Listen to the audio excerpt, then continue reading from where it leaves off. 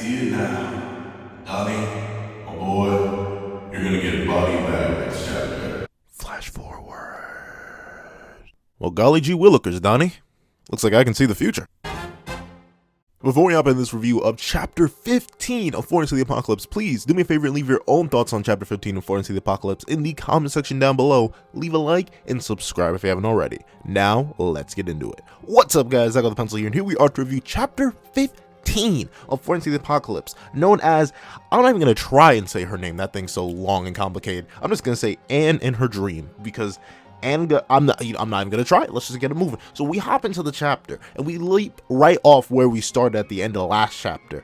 And Donnie says quite the obvious thing. He stanced up though. I'll give Donnie credit. He came stanced up, hands in pockets, ready. But he's like, you can't just go up to someone and say I'll kill you. And like, to be fair, he's right. But at the same time, sometimes you gotta be on that menace timing, Donnie. Like, you straight up robbed what you thought was a whole child. I think you have no morals, bro. You kind of a hypocrite right now. But regardless of that, we hop right into the battle. And the great thing is, she just like, the umbrella comes off, and it's a gosh darn rapier. And I'm like, of all things, like, in last week's comment section, y'all were going nuts in the comment section talking about how, well, not in last week's, 2 weeks ago, because it's been on break, but y'all were going crazy in the comment section like, bro, the umbrellas are everything in fiction, don't sleep. And like, y'all were right, but like, this, she's not even fighting with an umbrella, she just has the piece on her underneath the umbrella. Like, this shot, like, it tickled me personally how much, like, it just threw me off. I was not expecting her to have a complete sword underneath it. And like, she brings up the thing of like, oh, how did you just find something that was buried underground? Man, that thing was not buried underground well. You should have done better than that. If that was your attempt at hiding something, you need to get better. You have a whole rapier in your umbrella. I know you probably have a shovel. But then we see her lunge in. And of course, my boy Donnie gets washed. Like, didn't do nothing. Bro, why did you... I mean, he had his dagger at hand. Oh, okay. So never mind. I think maybe he was going to activate his technique. Maybe he was going to straight levitate her. Because he's going into the motion with his sword hand. But she was just too speedy. She dropped my man with the quickness. He got a whole head bump and it was done. And then here's the thing. Like, I hope Nasians ain't fought her, bruh, because he gets kind of washed. And he's dual wielding out here. To be fair, she has the range advantage because she's wielding a whole rapier while my man just got 2 short swords. And the thing that throws me off about it is that he seems suppressed because he's not activating his magic. He's not doing anything like that. And on top of that, he's playing purely defensive and he doesn't want to fight. And Anne takes in like, oh, you don't want to fight a girl? I'm just like, no. To be fair, under the context of the situation, they don't really want to fight you. And what reason? I guess I understand why she's being mad aggressive, especially with the context of the chapter given later. But in the moment, to be fair, I don't think you should instantly hop to the try to slice them apart. And I'm just gonna put, I don't want Nasians to be fodder, all right? So I'm gonna just say Nasians was suppressing himself. Donnie's fodder. He can get washed any day of the week. I don't even mind that. And then my favorite part is how she just automatically assumes they're working for Ironside, and Percival's like, excuse me? And she's like, whatever, I don't care about what I said, or just randomly attacking y'all. I'm taking that back now. And Percival's like, okay. Literally okay, and just hands it right back. Like, all you needed to do was say that. Like, you probably didn't have to say anything to say that was mine. It looks like our young boy Percival would have handed it back. He had no qualms about this thing. He didn't care. His things found it. Like, he was so calm and casual about it. And Anne gets really defensive. And at first we get to see like a hint, a whiff, a glimpse of her power, which has me intrigued. So she looks at them and she sees the darkness within their hearts, or I'm assuming like the hidden truths. And apparently my boy Nasians has one, which is interesting. I'm wondering what his hidden truth is. Like, if it's just his origin, which is what I saw a lot of people speculating about, then maybe that's something. Maybe he knows more than he lets on, but he came around as a baby. Like, how much would my man really know to keep secret, unless Ordo gave him a secret to keep or something like that? I don't really know. Like, what's the deal behind the one secret Nasians has? Because he seemed like, other than his weird fascination with biting his lip, he seems like a pretty normal dude. Donnie has like a ton of secrets, but obviously Donnie's just a scumbag. So I feel so bad saying that because I really like Donnie, but he is a whole menace. But I wonder if any of these secrets are like important or like serious, something that like we're gonna have to actually be concerned about, whether that has to deal with his parentage, his training, or something like that. Something along those lines. I wonder if it's gonna be like that. But then we have big Papa Percival, well, little Papa Percival, who's just completely pure. And yeah, I guess I expected that. He's he's too nice of a guy to be anything malicious. So we get to see that he's totally pure, and she's absolutely shocked by that. And the thing is, I know, like, I was reading around on other reactions to this chapter before I recorded this review, so I saw some things like Anne is supposed to be Percival's lover, I'm pretty sure, in Arthurian mythology. So if this is like foreshadowing, like she falls in love with him due to the purity of his heart and the sheer honesty of him, I mean, it's fine. I mean, I like Anne already. She obviously is a menace. Came out with the rapier, no hesitation. And as we learn her motivations later in the chapter, she's even more interesting to me. So I will let it rock, but I'm letting it rock tentatively. Like, she's getting points, but I need to see a little bit more before. And I just gotta hope she doesn't get like Elizabeth or Diane or like any female character in Seven Deadly Sins. Actually, no, any female character in Seven Deadly Sins. Let's hope she just doesn't get that in. And we get to see that she's shocked to see that Percival has a whole bunch of mini hymns.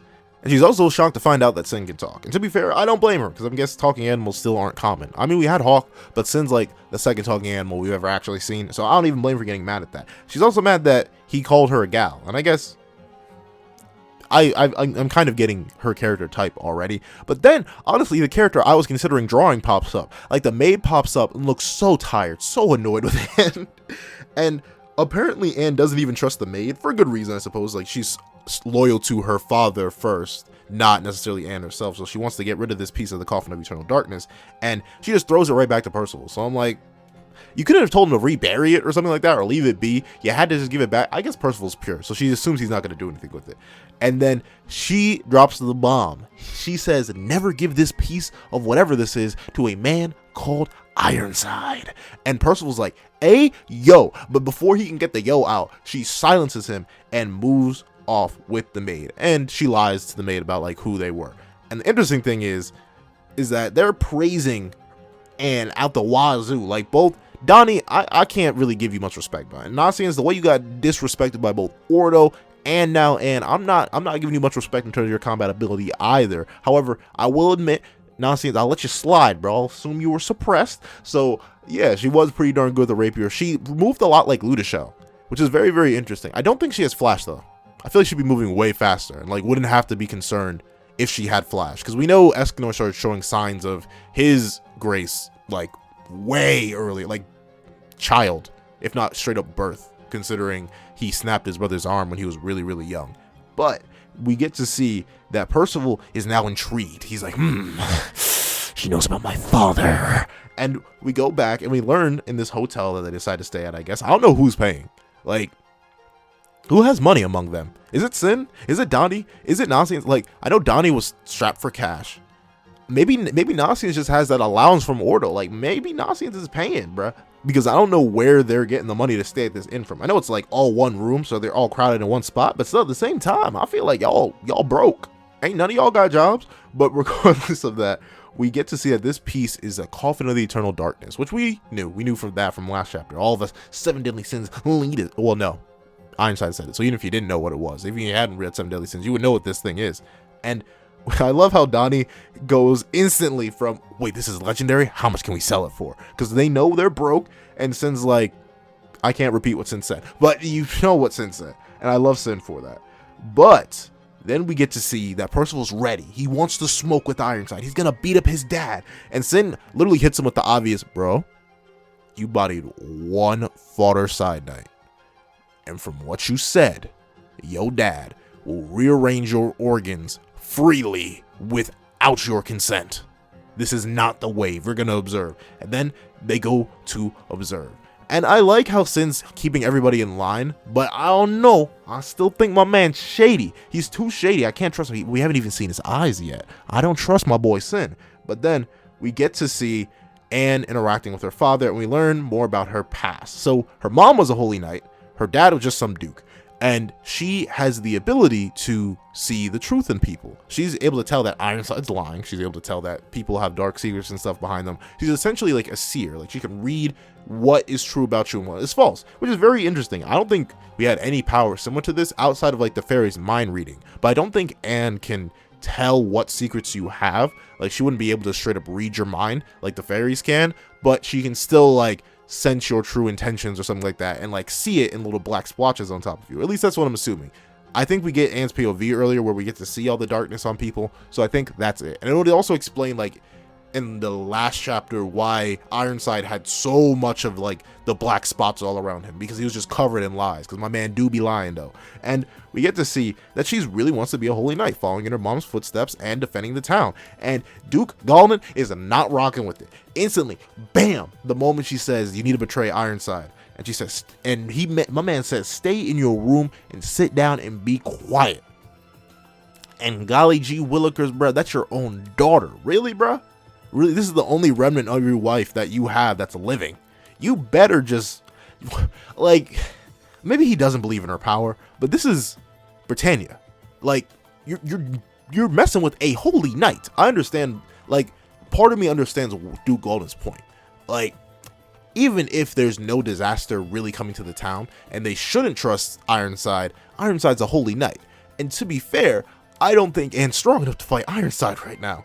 I don't think anyone in town is strong enough to fight Ironside. So I feel like Galdon may just be going along with what Ironside says just to avoid any conflict with a holy knight that's probably as powerful as Ironside is. But at the same time, I feel like the solution isn't slapping your daughter and telling her to be in line and leaving her locked up. I think it's just like telling your daughter, or explaining the situation that, yo, you're kind of fodder right now, little girl. I don't think you're washing Ironside. And then just letting it go. Because I feel like Anne will listen. She seems, well, to be fair, she does seem very headstrong. She did immediately leap to the murder solution against the gang. So I'm not surprised that she seems a bit headstrong. But I feel like if you sat her down and, like, explained the situation to her. But then again, this is a situation that I don't really know. Maybe Ironside is just 100% viable source in Duke Galdon's eyes, and he doesn't care what his daughter has to say, despite his daughter having, like, a truth-seeking power. And then we get locked up. Well, no, Anne gets locked up, and we transfer over to Big Papa Ironside. And what I like about this is that the whole town seems to know about him, but they aren't sure what kingdom he's from. Like, they don't say, oh, it's a holy knight that's serving a famed king, wasn't he? And they don't say serving Camelot, they don't say serving Arthur, they just know he's a holy knight. And the interesting thing is, Ironside has a case, and when he pops that bad boy open, it has the coffin of eternal darkness in it. And is it me, or did I think the coffin was way bigger? Like, was it really always this tiny? Like, am I tripping? Like, was it always this small? I could have sworn the coffin was bigger. Hold on. Never mind. I guess the coffin was just always tiny. But I don't know. I was expected to be just massive, like this big, huge, swanging coffin. But no, it's pretty tiny. It managed to seal off the entire clan. But I guess it was sealing off the entire clan. Like, no, it sealed off the exit to the demon world, so beings couldn't come out of there, and it also sealed away certain demons, like the 10 Commandments, Chandler and Cusack, stuff like that. So I guess that doesn't have to be that big, but I don't know. It seems like even smaller than it already was in the original series. Like, it can literally just be carried around in a briefcase. I wonder if that symbol on the front of the briefcase means anything. Like, I don't know. I can't read whatever that is, if that is supposed to say anything, but I don't know. It seems very, very weird that this briefcase has specific detailings on it. Maybe that's just like Britannia writing and it says Coffin of Eternal Darkness on it, and I just can't read it. But regardless of that, we see he has it, and now Sin, he's freaking out. He's, if he completes not relief, it'll be the end for all of us. And now I'm intrigued. So think about this chapter. I like Anne. I think I'm guessing where her character is gonna go, and I'm like, I like her start. I'm little concerned about her character future, but that's just the history of female characters in Seven Deadly Sins in general. So I am a little whisper concerned about her future, but at the moment, I like her introduction. Even if she is very, very headstrong, I like her motivation, I like her backstory. I think all that stuff really, really, really cool. Can't wait to see more of her. Can't wait to see what she'll do, if she's going to break out, if she's going to actually listen to her father and stay in the house like she said, like he told her to do. That's what I meant. Also, I'm intrigued on why Sin has such a violent reaction to the Coffin of Eternal Darkness, because at least from my understanding of it, it was meant to seal demons specifically. In fact, the seal was so, not necessarily weak, but it was so concentrated on demons, or just like, it seems like it wouldn't have enough power to seal away 4 separate realms, because it would have to seal away, let me think, because it would have to seal off the celestial realm, it would have to seal off the demon realm, it would have to seal off, well, Megadors isn't really a realm. The Giants don't have a realm per se, but they have a location, so you'd have to literally seal off a whole chunk of Britannia, and on top of that, you would have to seal off the fairy realm. We know the fairy realm is like a separate space from most other places, because once again, like, the sacred tree is essentially the portal to the fairy realm, so you have to seal off 4 separate realms and then leave humanity alone.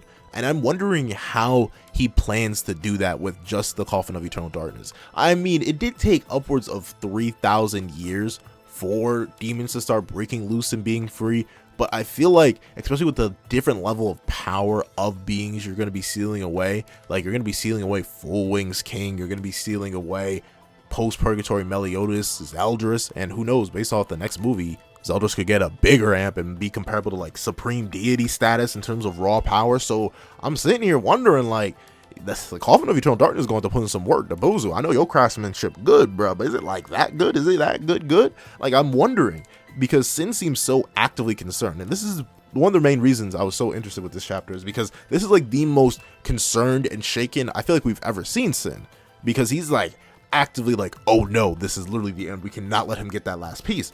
And I understand why, but could, like, if Ironside gets the last piece right now, could Ironside himself be like, I flip it in the air, chant a spell, and suddenly all other races are sealed away?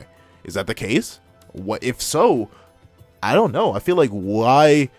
I don't know. This is just a very interesting spot to be in. Like, Sin's so actively concerned, that has me actively concerned. Like, what can he do if he gets this last piece? Will he have to take it back to Arthur? Are we gonna be in this weird situation where we're like not really fighting Ironside, but trying to keep Ironside away from the piece? Like, is the gang gonna have to go on another journey straight back to Leonis to try and hide the piece better with like Meliodas or something like that? Or is like, what's going to happen with this whole new plot? Because the thing is, I thought due to the slower pacing of Fortnite of the Apocalypse, we weren't gonna really find the Coffin of Eternal Darkness anytime soon. But no, like literally pretty much the entire thing is here. The only thing that's missing is that one piece, and maybe like a centerpiece in the middle. I don't think Meliodas' sword had anything in the middle though, so I think legitimately this is just one piece off. So what will happen if that final piece is laid in place? Like, is this big like end game, we're in trouble territory already? I'm wondering. Then on top of that, another thing I'm interested in seeing is what are the interactions going to be like. Ironside apparently cannot sense his son, and that kind of throws me off. I'm not gonna lie. One, it does make some modicum of sense because he didn't know his son had magic, so he wouldn't have any magic signature to lock onto. But considering this town is filled with mostly fodder, at least from what I can assume, you think he would be able to sense his son from like probably 15 meters away. Like, he's not that far off. They're literally looking over a wall behind a tree. Like, they aren't very camouflaged, and it's like holy knights, beings of that caliber can sense magic from miles and miles away. So I'm wondering, like, is Ironside just dull right now? Does he not think there are any threats to him in the area, and he somehow can't sense the massive power that lies within Percival? Because while Talisker was fodder, he was still a holy knight, and that magic is something Percival hasn't really been able to shut down. So I'm kind of shocked that Ironside ain't picking up on his boy right now and being like, hey, yo, hold on. Ladies and gentlemen, I thank you so much for coming here, but I do have a disturbance to take care of located over there on that far wall. Give me a moment, please. And he instantly blitzes over there and grabs his son. But I'm wondering, maybe he's playing it off right now, because I'm assuming this is way too easy. Like, they're able to spy on Ironside from a few feet away when it's established that holy knights, just holy knights, not even like high-level Sin characters, can sense magic from super far away. But that's the thing that grabs me there. Another thing, I'm interested on seeing Anne's viability of joining the group. I think this may be a Toph and Avatar situation, where at first she may want to stay around to like help him protect her town, but then she's going to realize that she'd do more good traveling with the group, protecting multiple groups of people, and then she'll join the squad. But that's what I think, honestly. I don't think she's going to be like an easy convert. Like, Nasian's wanted to come. I feel like at first and won't want to come, especially considering how distrusting of the gang she was at first, except for Percival. She may follow just because of Percival. I don't know. We're in a really interesting spot. I keep saying this like almost every week, but I don't know. I'll give Nakaba credit. Despite this being like a much slower paced, like bit by bit story, like he is getting me every single week with asking these different questions. Obviously, there's still the lingering ones, like what's Nasian's backstory, where Donnie come from, what the heck is Sin, and what the heck is Percival. Like, we basically have zero idea where half our characters come from, and some of them what our characters even are. So that's always good to have. So we have the long-term mysteries, but on top of that, we now have some short-term mysteries, like what's going to happen next chapter, what's the deal with Anne and the new gang, like what's the deal with Ironside, what's the deal with the Coffin of Eternal Darkness, what's the deal, yo? Is that, did I just accidentally, never mind, I was about to say, did I accidentally make a Kingdom Hearts reference? But I'm pretty sure that's actually like a super layered Final Fantasy reference. But at the end of that, I'm just wondering, like, this chapter is super intriguing. I like everything about it. once again, like, this is once again a really good chapter. I like the opening. I like the middle part, learning about Anne's backstory. Though I do think the backstory is a little bit ham-fisted. I'm not gonna lie. I think it fits with Anne's character so far. I like the very much direct, front and forward, unless in the face of an oppressor kind of deal.